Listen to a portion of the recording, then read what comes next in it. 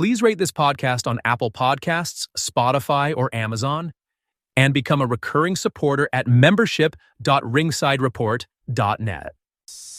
Is Israel Adesanya done in the UFC? UFC going back to the Apex this Saturday, and Nate Diaz feuding with Daniel Cormier.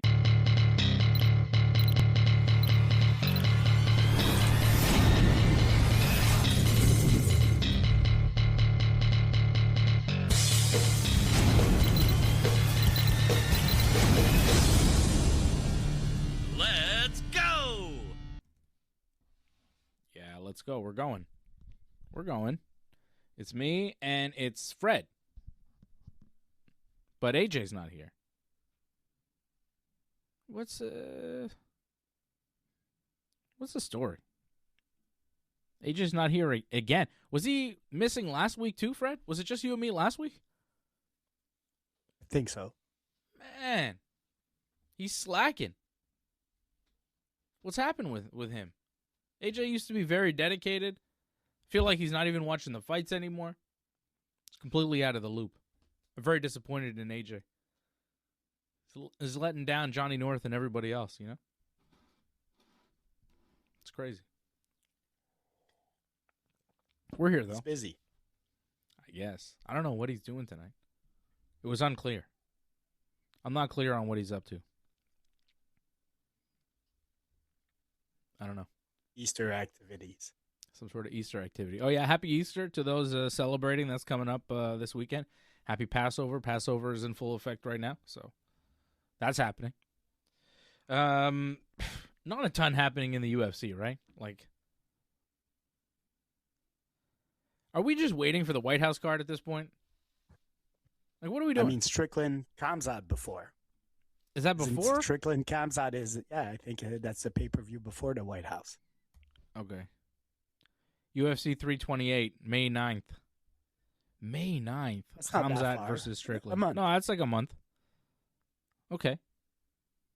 Just there's no, like, numbered events, as they're calling them, until then, right? I know we're going to talk about Demetrius. We're going to talk about Demetrius later, but I saw him and Kamzat roll together. Mm-hmm. And Kamzat looks like a bully.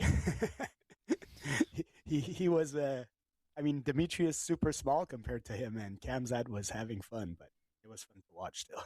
Yeah, I'd like to see that. Kamzat, UFC 328 against Strickland. UFC 327 goes down April the 11th. That's next weekend in Miami. Yep. Yuri Procházka versus Carlos Ulberg for the UFC light heavyweight title. The vacant UFC light heavyweight title. And there also Van and Taira. Yeah. For the flyweight championship. You know, some other fights on the card. It's not a bad card, actually. Curtis Blades against Josh Hokett, Johnny Walker, Dominic Reyes, Azimad Mirzakhanov, Paulo Costa, Patricio Pitbull, Aaron Pico, Cub Swanson, Nate Landwehr, Mateusz Gamrot, Esteban Rikovic, Kevin Holland, Randy Brown. These are actually all good fights. Tatiana Suarez, Lupi Godinez, Kelvin Gastelum, Vicente Luque. Damn, this is actually a pretty stacked card. Looking at it, that's a whole fight card, and I want to see all those fights. That's a lot of fights. Finally, we've been asking. Yeah. I mean, the main event is a cool main event. I mean, Yuri and Ulberg. Yeah. Look, Pereira is moving up, so the division has to move on, and yeah, I'm okay with those two guys. Magomed probably has an argument to be in that title picture, but I'm okay with that match. It's going to be a fun match, and I think we should embrace it. Yeah, I think it's fine. I think it's just what the UFC's been suffering with for a while now, which is a lot of their champions moved up, which left vacant championships and kind of not the most enticing title fights. And usually when you have a vacant championship, the title fight that you're left with isn't the most exciting because you don't have the champion there, right? Like the actual champion that everybody remembers that defended the title last is not there in that fight, which leaves a little something to be desired in a title fight for that belt, right? Oh, jeez. That was crazy. That did not take long. Yeah, the earthquake. Childlike earthquake coming in. What? What do you got to say for yourself? I want to say that you left that. Okay. For a second. Daddy, but what? Yeah. No. You got to say bye. Say bye to Fred. No. All right. Well, you can't be on the show now because we're talking about serious MMA things. We're talking about fighting. What do you think about the UFC? What do you think about vacant championship fights, right? Yuck. She says yuck. But she doesn't like vacant championship fights. She doesn't like fights for a vacant belt. I mean, she's right, man. You could look at history, whether it's when John Jones vacated or anybody. When a big guy, GSP, vacates, the next guy, it always feels a little like, I'm not sure. But like I say, man, we should embrace it, man. I remember when Volkanovski won back the title. It's like, yeah, is he really the champion? Right now, the championship is between Yuri and Ulberg. So, and that's a good fight, man. Both guys like to bang, man. That's probably going to be a spectacular fight. Like that has the potential to be very entertaining. Yeah, it is a good fight. I'm not mad at the fight. I like Yuri. I like Ulberg. I think they're both good fighters. It's just kind of what the UFC's been doing to us in 2026, just giving us fights that doesn't have the number one versus the number two. You know? What? What do you want? I don't know. She's not going to get to it. She doesn't want anything. She's just saying, She's just saying I want. But there's nothing at the end of that. Yeah, she wants my attention. She wants me off the show. 7 minutes in, I think she thinks it's done. Fred agrees. What? No, you got to get out of here. Okay, go this way. Go that way. No, you got to go this way. All right. Fred? You mentioned the UFC not giving us number one versus number two. And yeah, that happens a lot. But that's why for a very long time, I'm the guy that not too crazy of guys moving up in weight, man. I want to see guys clear their division. Like, I'm happy Pereira is going up to heavyweight. And if we're honest, he's had a lot of fights at light heavyweight. So it feels like, okay. But guys like Topuria or Makhachev that barely defended their titles and move up, that I dislike a little bit. Yeah, but that's just the nature of the UFC right now, right? That's what everybody's doing. It's the trend. Everybody's moving around. Everybody's bouncing around. And, I think it's providing for some interesting super fights. But in the meantime, we're getting, some weird kind of title fights. But UFC 327 is a very good top-to-bottom MMA card. So that's something to look forward to next weekend. The main event is cool. It doesn't really give me exactly what I want in a UFC title fight main event, but it's still a good fight, and it will provide us with a new light heavyweight champion. Whether or not, Alex Pereira is involved has nothing to do with it. We're going to get a new champion here, so that's something. The other title fight is a little bit of a weird one too, where Joshua Van won that fight against Pantoja, where Pantoja kind of got hurt in a freak injury. And now he's not fighting Pantoja in the rematch because Pantoja's still hurt. He's fighting Tatsuro Taira, who's a very good fighter, but it's also kind of a weird title fight, right? Maybe Joshua Van would have beat Pantoja, but maybe not. So just the way he won the belt kind of puts a little bit of a damper on his next title fight until he fights Pantoja again. So, but again, just because it's not exactly the fight I wanted, it's still a really good fight. Taira is very good. the best Japanese MMA fighter in the UFC right now. 18-1, coming off a TKO win over Brandon Moreno. I mean, Taira is right there, 26 years old. He could be the world champion. Joshua Van, 24 years old. I mean, two very young fighters fighting for a world title, which is always fun, too. So that's UFC 327 coming up next week. It is a good card. We'll preview it in depth next week. Like I mentioned here, a lot of big fights. Dominic Reyes versus Johnny Walker just there. That's a good fight right there. That's fun. Cub Swanson's on this card. Patricio Pitbull versus Aaron Pico. That's a good fight. Kelvin Gastelum, Vicente Luque. Like, let's be honest. You know what's fun about this card is that it has some name value, even if some of these names are past date. You know, like Vicente Luque, has he lived up to what we thought he? Like, you know, like but they're names. They're people that we want to see. So there is something about like name value, having some fighters that people know, not just a bunch of unknown guys. Yeah. Kind of like what Netflix and MVP are doing. Just because they're not in their prime doesn't mean people don't want to watch them.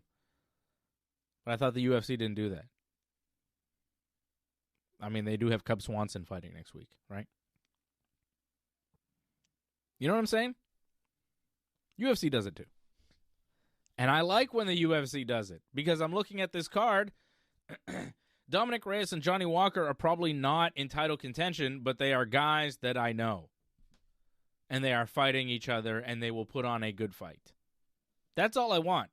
People I know putting on good fights. I also would like to see the best of the best. But when you can't give me that, give me the alternative. Don't give me some no-name guys. Speaking of best of the best and names that you recognize, Fred, you know, when this MVP thing happened, I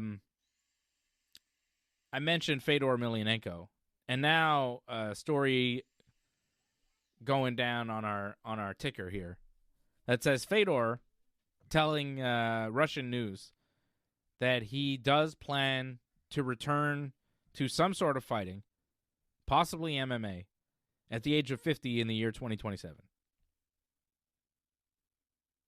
He's thinking about competing in the Russian Combat Sambo Championship. But, I mean, who knows?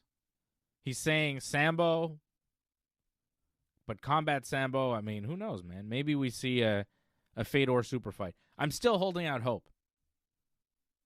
I'm still holding out hope for Fedor versus, like, Cain Velasquez at MVP. I would be really down to see that. You know, I just love Fedor.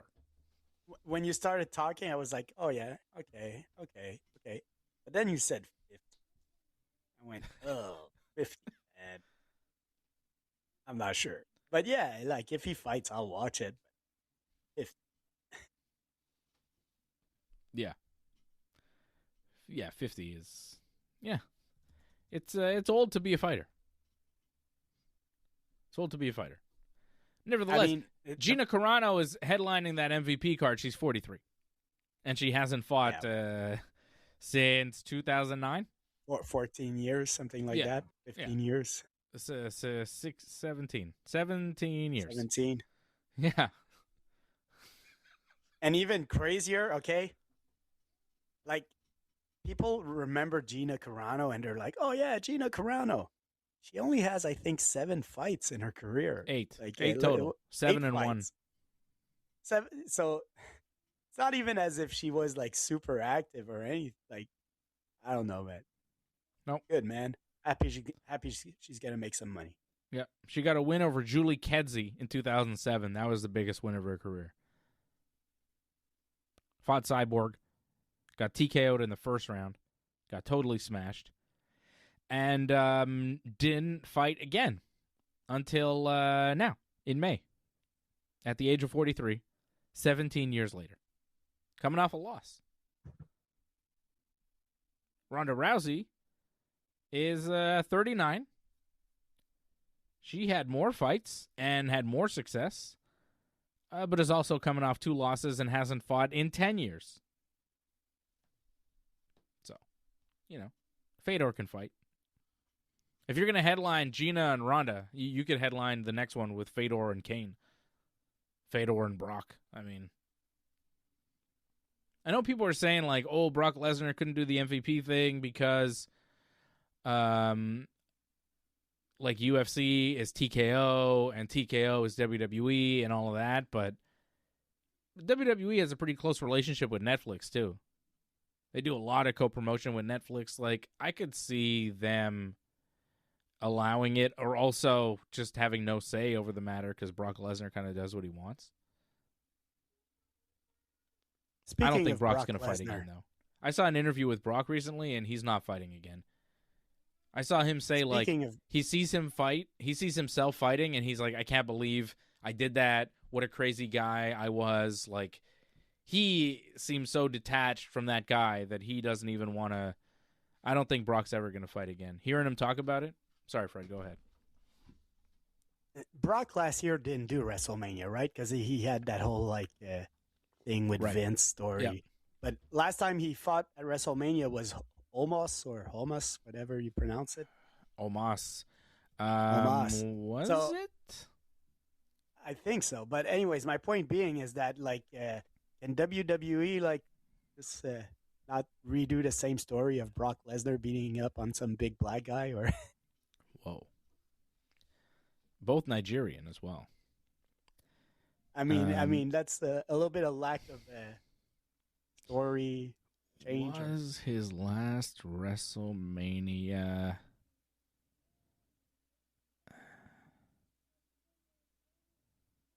Omos. That's a good question. He was gone for a while. Yeah, Omos, WrestleMania 39. So yeah, you see, a little bit of lack of new story. Obafemi is way better than Omos. Obafemi. I mean, Brock is still gonna crush him in 5-6 minutes most. I don't know. They're pretty high on Obafemi. He might actually win. Oba might win. You don't think Oba's gonna win? Johnny is convinced Oba's gonna win. No, Brock Lesnar. Tell him, Johnny. Johnny's in the chat right now. Tell him, Johnny.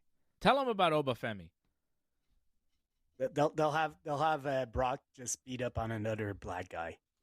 Probably I like when he does this. By Triple H. I like when he does this. Oba comes out and he does this whole thing. I love it. It's so good. Oba. He's good, man. I like Obafemi.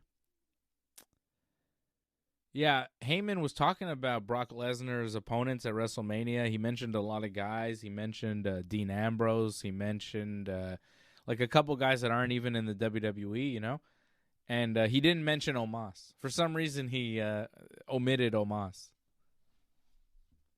I think because of the similarities that you're talking about there. It's like, hey, didn't we do something similar to this? And it didn't really work out. But Oba is, so much better. It's really not similar. They'll probably have him open up. Wasn't Omos and Brock opening up one of the nights of WrestleMania so he could fly away very quick? Yeah, possibly. I think he might open up a WrestleMania. So it's gonna be similar again. Maybe he opens up night 1. But I think he's losing. I'm starting to think more and more he's losing. I don't follow wrestling, but Brock doesn't lose. Yeah. Yeah, he might win, too. It's interesting. People are saying it's the real main event of WrestleMania. It's the match that is the most anticipated. People are more hyped for this than anything else. I don't know. It's the only match you brought up to me. I mean, I don't follow wrestling, and not and you sure know where about that. I saw it. Yeah, because I saw it pass, and I'm like, oh, man, they're doing again. Brock's going to beat up a black guy. I mean, that's kind of... Fred, that's terrible. I mean, that's a Triple H story, man. Come on, man. I can't believe you're putting it... He'll signed off on it. Yeah, that is kind of a Triple H thing to do. Triple H loved doing that himself. That whole Booker T storyline that he did at WrestleMania was shocking. Shocking. People like you don't get to have the world championship. They carry the world champions' bags. You're like, damn, that sounded pretty racist. And then Triple H just beat Booker T at WrestleMania, and you're like, damn. Seemed like he was being racist to Booker. Him and Ric Flair were being very racist to Booker the whole build, which made you think, well, Booker will get revenge in the end because this is terrible. Triple H is being such a racist piece of garbage. And then Booker just loses to Triple H at WrestleMania, and you're like, oh. And yeah, it definitely shaped the way I think about Triple H. For sure. So yeah, Brock could definitely win. Yeah. I mean, just the fact that they are employing Brock Lesnar right now when there are new details coming out in the Janelle Grant lawsuit about Brock Lesnar, it's just what are shocking. The details? I don't even. I didn't hear them. Well, they're out there. Janelle Grant, new details. It's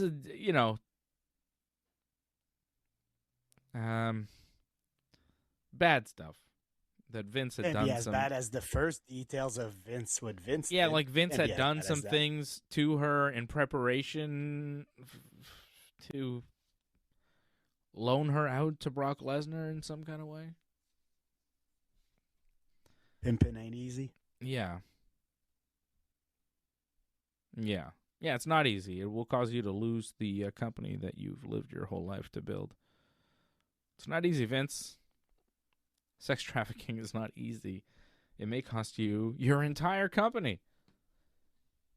As it should. And probably more. It should cost get you to the presidency of the U.S. Yeah, also they can, that will also happen. Yes, definitely.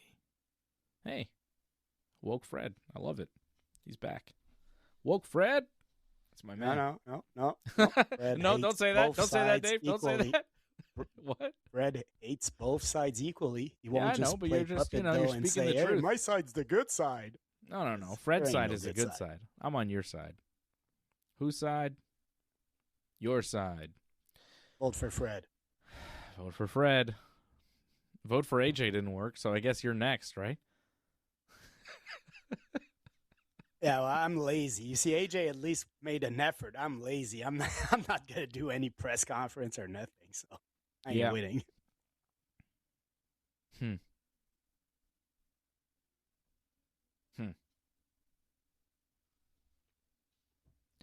Wow.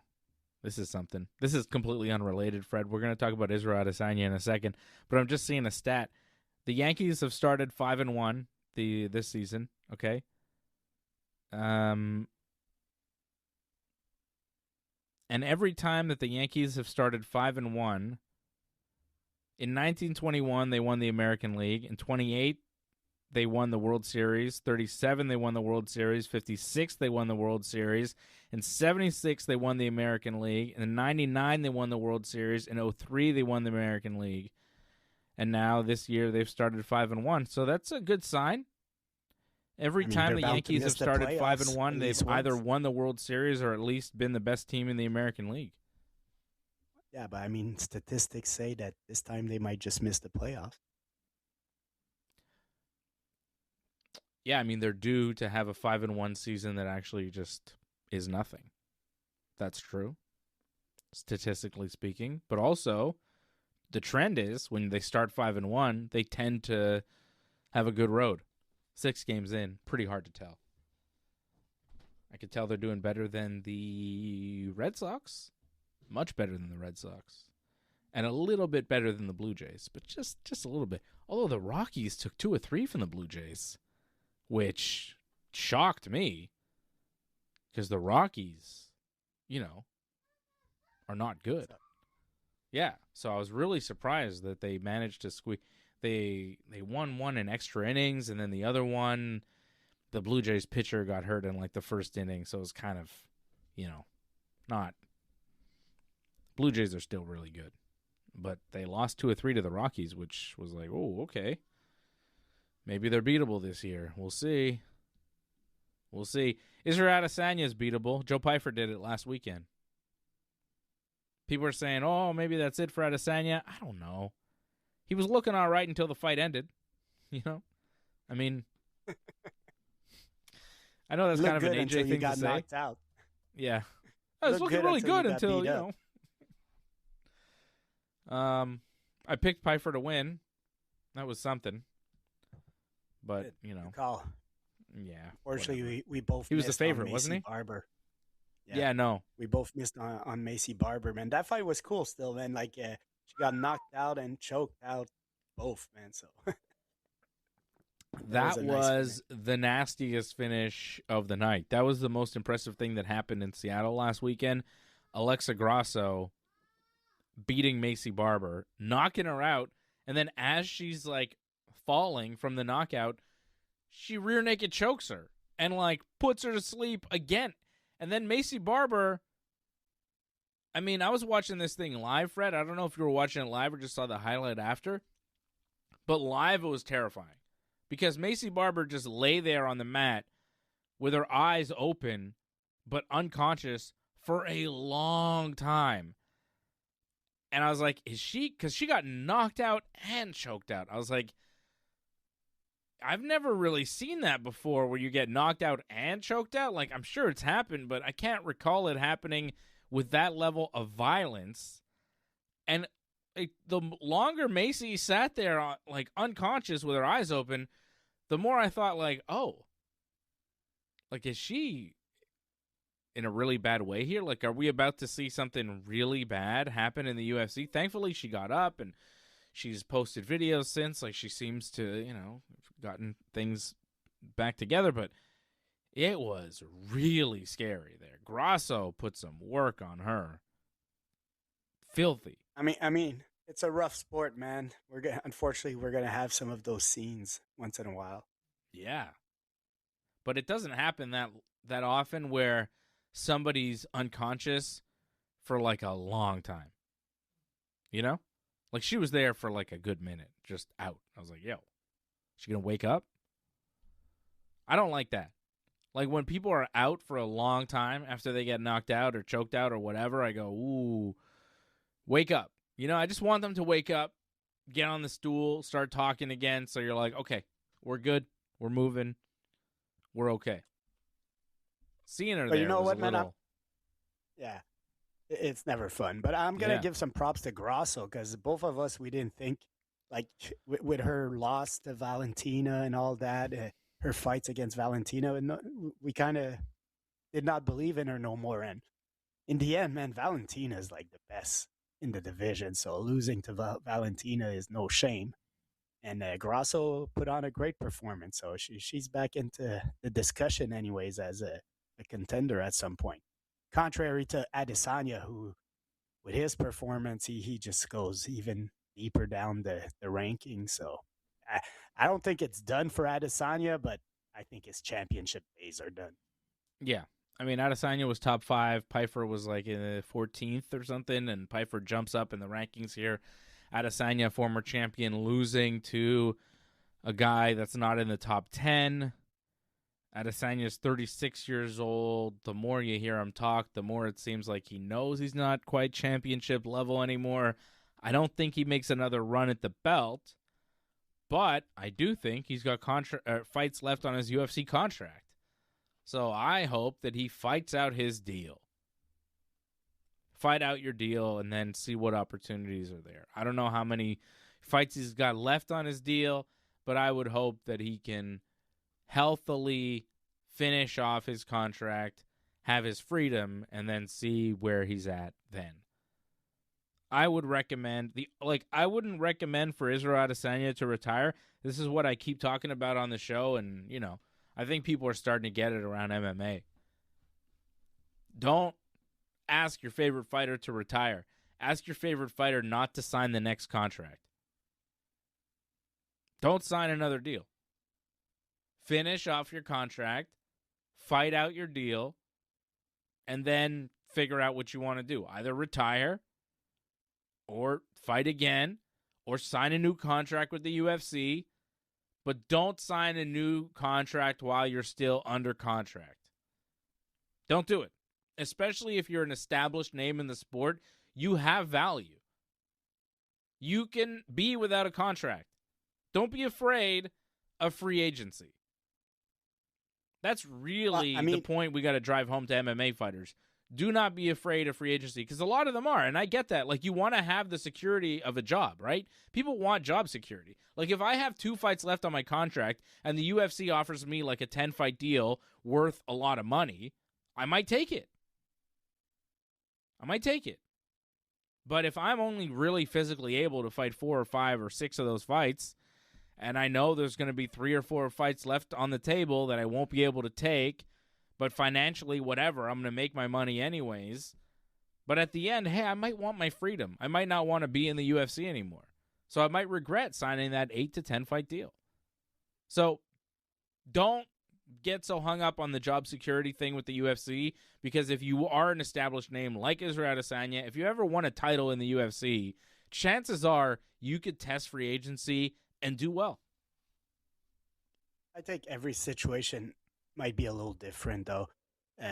If you're Adesanya right now, Adesanya is probably making some decent money because he was a very dominant champion. So yeah, finished his contract with the UFC.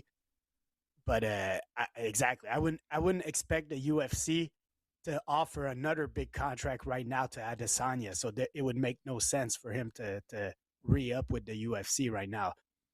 But let's say he wins. I don't know how many fights he has left, but let's say he wins 2-3 fights that he has left. Then maybe he makes sense for the UFC and they still offer him big money. But yeah, for right now, I think Adesanya needs to figure out his career, like how to get it back on track. I don't think it does. I mean, look, let's say he has 2 fights left. Let's say he loses 2 other fights. Does he have that much of a market value? I mean, he's like, yeah, maybe a Netflix or somebody like that would throw him a little bit of money, but I don't know. Unfortunately, I think Adesanya's better days are behind, and his big paydays are probably the ones that are left on his contract, because that's a contract that he signed while he was a champion. How about this? I think the middleweight division is much more competitive than the light heavyweight division right now. I think there are way tougher fights at 185 than there are at 205. If I were Adesanya, I'd go up in weight. He's small. He's not that big of a middleweight, man. That's the thing. This weekend against Pyfer, he looked small. He almost beat Jan Blachowicz when he fought for the belt. And he didn't really put on weight for that fight. He did it knowing he was going to go back down to 185. I think he weighed in at 197, if I remember, for that fight against because he didn't want to get too heavy, because he maintained that he was going to stay at middleweight. But if he puts on a little bit of weight and keeps the weight on, a little added muscle, 10 pounds, 15 pounds of extra muscle, that I'm sure he could put on if he's trying to. I thought he looked skinny compared to Pyfer, so for him to go even higher, and especially his career is not going that well right now. I mean, his career needs a second win, so yeah, maybe you gamble and you try something, but I don't see it as something that's going to really rejuvenate his career. I just feel like Israel Adesanya right now, a fight against, say, Yuri Procházka is more winnable than a fight against Khamzat Chimaev. Yeah, an argument. I think middleweight for that, but at the top he's is much far harder from the than match with light Khamzat right now. So, before he gets a fight against Khamzat, he has a couple of wins that he needs at least. I feel like climbing the ladder at light heavyweight, talent-wise, is easier. I mean, what do you think Magomed Ankalaev would do to him? I don't know. He'd have trouble with his striking. Israel's so talented. I'm not sure. I mean, Jan Blachowicz, at his peak, had trouble. Got a decision, but still, tough. Tough. I don't know. I mean, he needs something to kind of jumpstart the career, right? I don't think middleweight staying where he's at anything improves. I'm just saying. If he's going to stay in the UFC, he's going to keep fighting. Maybe a jump to 205 is the move right now. He's older. And like, light heavyweight and heavyweight historically have been the place where if you're over 35, you can still have success. But anything under light heavy or heavy, usually if you're over 35, that's kind of the end of the career, right? You know what I'm saying? Yeah, she's going to teach our viewers how to brush their teeth. Yeah, I guess. Look at that. Huh? What's up? You brushing your teeth? Go brush your teeth. No, I'm not brushing my teeth. Okay. She's not brushing her teeth. She's just holding a toothbrush. Oh, it's shaking, too. Oh, it's a vibrating toothbrush. It's not my toothbrush, it's Debbie. Oh, okay. Lost my train of thought. Yeah. I'm just saying, Adesanya moving up in weight as he gets older, I think he's got more chance of success because, heavyweights and light heavyweights when they're in their late 30s, early 40s can still win fights, where in other weight classes it's just not happening. So we'll see what Adesanya does. I don't think he should re-sign another contract. What are you doing here? Get out of here. She's not getting out of here. UFC is back at the Apex this Saturday. Renato Moicano versus Chris Duncan in the main event. Who is Chris Duncan? He's 15-2 from Scotland. 32 years old. Yeah, exactly. That's what I think about it. It's ridiculous, right? Who is this guy? You ever hear of Chris Duncan in your life? He's a jabroni. He's a jabroni. Does Moicano beat him? What are the odds on that one? I don't know. They got to stop doing these Apex cards. Is anybody watching these Apex cards? I mean, I guess this there's card some tomorrow, Saturday is kind of awful. Yeah. You were telling me like nobody's got a 17 of 26 fighters. 17 of 26.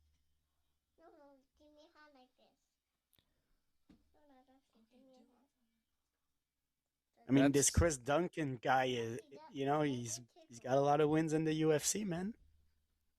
Yeah. He's what, 4, 5, 6 and 1 losses, in the UFC. A couple losses. Or one in the UFC and one in the Dana White Contender Series. Yeah. Yeah, he's got wins over, mostly people you never heard of. He did pick up a win over Terrence McKinney in his last fight. I've heard of Terrence McKinney. But now he's like in the main event of a fight night card. You know what I mean? But look, next week is the good card. They've got good fights next week, but this week it's like, what? Moicano lost his last 2 fights also. He got destroyed by Islam that everybody expected, and Beneil Dariush also pretty much dominated him last June. So, yeah. Moicano was on a run there for a bit, and it kind of slowed down. He had that win over Benoit Saint Denis, Jalen Turner. Like he was having a bit of a run, but he was talking about sound money, and everybody loved him. Yeah, all fell apart. Moicano maybe can turn it around here. He's plus 125, the underdog. Duncan minus 160, the favorite. I don't know. Verna Jandiroba and Tabitha Ricci in a strawweight fight is the co-main event. Yeah. Next week is Rob Schneider. Much better. Huh?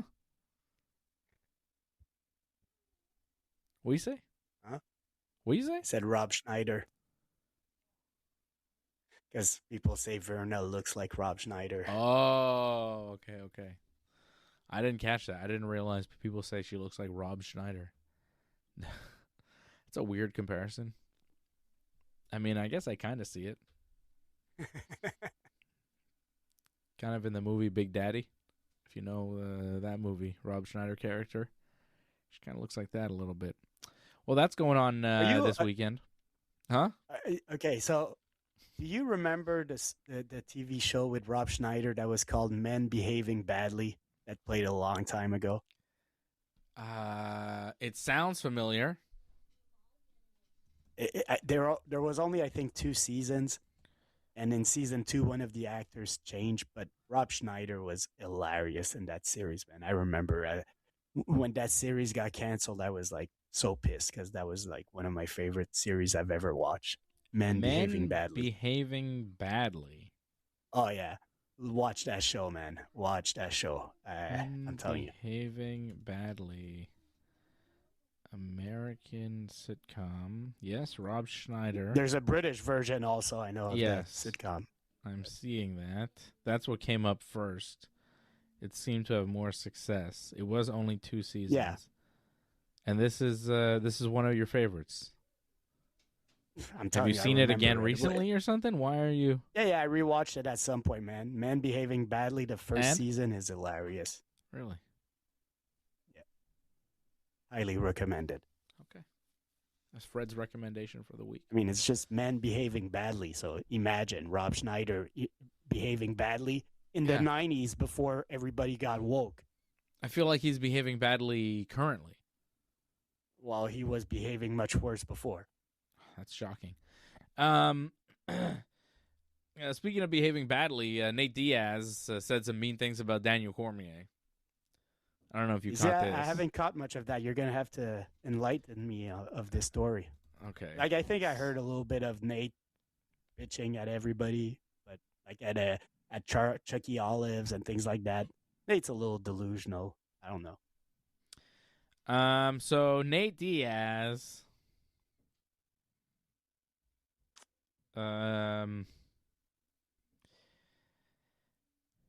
let's see. What did he say exactly?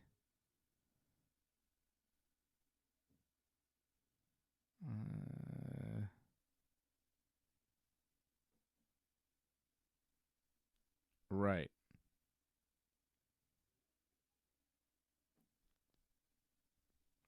So Nate says, then what they do is they go out and give criticism to a fighter like an analyst. I'm like, you were never even a fighter if that's what you do. You're a bitch, and you're going to fucking analyze and talk about how fighters are and what they should do, and you know it all. You know it all? Well, what the fuck happened in your career then? Why are you an analyst now, Mr. Know-It-All? Why are you Muhammad Ali and Mike Tyson and the best of the best? Talking negative about what I should do when I made more money than you ever made in your whole career and any fight, Mr. Champion. Talking about DC and fucking all of them. You're going to talk about people fighting. Those are the kind of motherfuckers who need their asses beat. Just a quick little thought for you. Bam. Fuck a fighter analyst. Shit annoys the fuck out of me. And he says, I've never seen a single DC fight in my career except for when I was on the same card as him one time and he was picking up the dude and walking around like he was just owned him, like he was hella tight, like, damn, he's schooling that dude. Then I looked back at the screen and he was knocked out on his ass. That's the only DC fight I ever saw, and he wants to talk about what I should do and how I'm not a good fighter. Are you mad because you were the champion and, like, I was nowhere near champion and I got paid way more money than you? That's a fucking bitter little bitch who's analyzing fights. You're a great wrestler, DC, but you can't fight for shit. You win fights, but you're a fucking big old pussy. Remember, he cried. He got knocked out by John, and he cried. He always be like, Nate Diaz's record sucked. I'm like, you cried. Wow. DC didn't take that line down. He made fun of Nate for all the losses that he took in his career, which were many. Who was the guy that DC fought on the same card? I think it was Stipe. When he lost to Stipe. No shame losing to Stipe? No. DC lost to DC, then did a whole video responding to Nate, and he's like, I lost to 2 guys, John Jones, Stipe Miocic. And then he starts naming the guys that Nate Diaz lost to. It's like such a long list. It's like 13 guys. And DC's like, and that you were losing to guys in your prime. When I was losing to guys, I was in my late 30s and early 40s. You were losing to guys in your 20s. And I was like, oh, he just roasted Nate. And he's like, I was a world champion, multiple weights. And I was like, he's like, I mean, you're right. 40. He's like, Nate, you're 40 years old and fighting Mike Perry on Netflix. When I was 40 years old, I was fighting for the UFC Heavyweight Championship. And I was like, oh, DC wins the round. Because Nate can say what he wants and all of that and the money he made. The money he made was based off the Conor McGregor fights. The money he made before that was, like, minimal. I remember when he was making no money in the UFC, and he was publicly talking about it, which is so funny for Nate now to be talking about all the money he made. And it's like, yo, do you not remember before the Conor fight when you were making $30,000 to show up and $30,000 to win, and you were mad and you were asking for more money, and Dana White was like, Nate Diaz doesn't move the needle, and MMA fans were like, no, we love Nate Diaz. He should be getting more money. And the UFC was like, well, Nate Diaz doesn't win championship fights, and we pay champions. And I was like, ooh, yeah, that's true. And then Nate Diaz fought Conor McGregor on short notice because Rafael dos Anjos got hurt. If Rafael dos Anjos never gets hurt, Nate Diaz, like, where's Nate Diaz? Where's Nate Diaz? Does Nate Diaz become the legend that he is if Rafael dos Anjos doesn't get hurt 8 days before the Conor McGregor fight? I don't think so.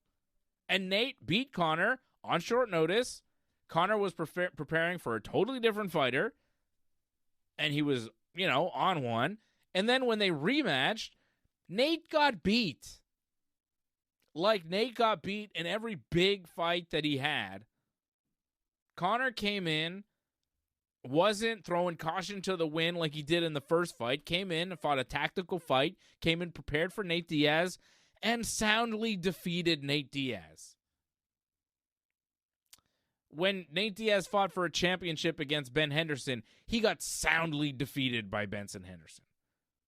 1, 2, 3, 4, 5. Complete domination.